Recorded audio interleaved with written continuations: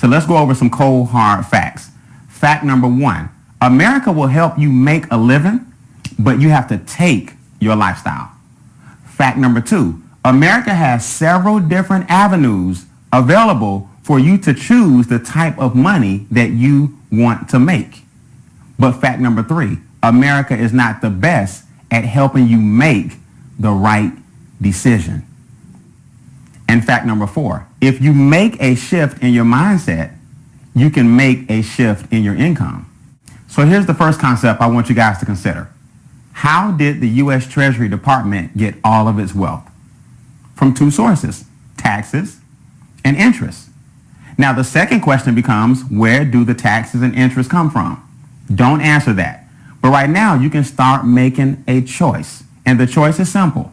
You can work your way to wealth, and then I'll ask you, how is that working for you? Or we can just take our money back from the entities that are getting wealthy off of us. But let's take a quick 5-minute look at how taxes really work. So it's important to understand that there are 3 different ways, or actually more than 3, but I'll break down 3 different forms or avenues of income that you can receive in America. Most people are already familiar with a W-2, also known as a job. Now, why is that? Well, colleges and universities encourage all students to get a good resume, get a good education, and get a good job. And there's nothing wrong with that. I always tell people, be thankful for your job. A lot of people don't have one. Just don't be satisfied.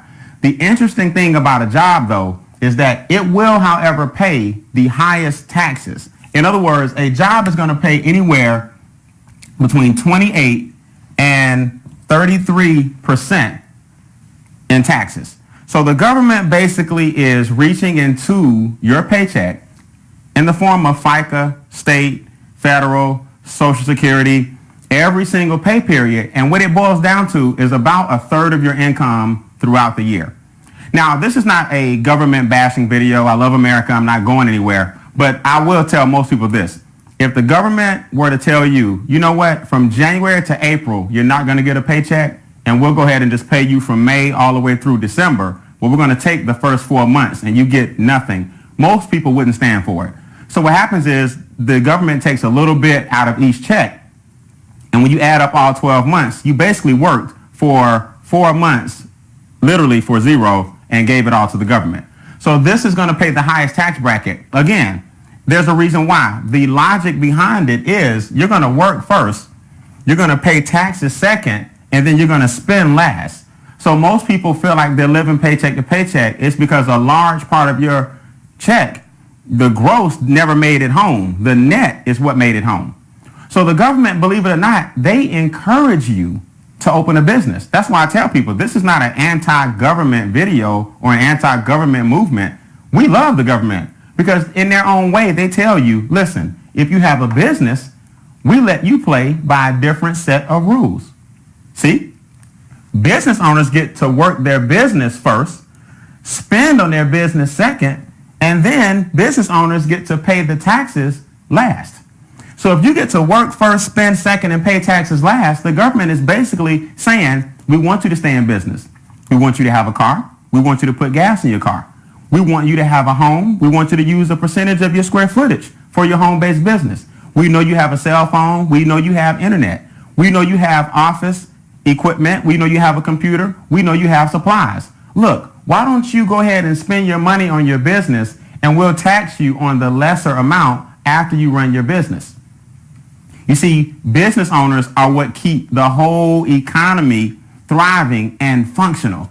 Business owners get all the tax breaks and perks, and they actually are taxed the exact same rate, but the net effect from this formula, being able to deduct all of your expenses first, you'll end up spending between 18 to 23% in taxes as opposed to 28 to 33%. So the government wants you to own a business. It's just that colleges don't tell you to get a business. And that's the conflict for most Americans. Now, here's the thing before we conclude. Investments, also known as money, also known as capital gains or dividends, they're not taxed anywhere near as much. You're talking about approximately 15% because making money is taxed a lot less than labor making money.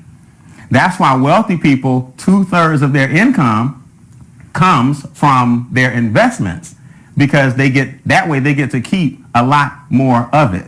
See, their formula is totally different. Wealthy people say, look, my money's going to work, then I'm going to reinvest my money, then I'll pay the least amount of taxes on the balance.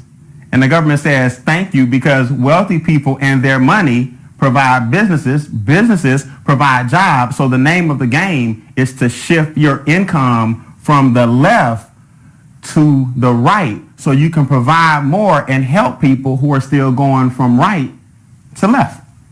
Income shifting.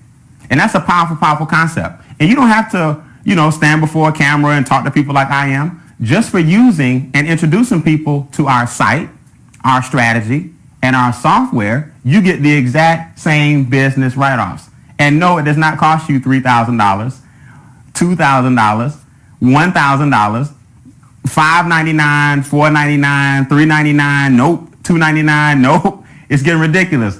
No, they'll pay you to run your own home-based business. So with that being said, always remember, making money talks, yes, but creating wealth whispers.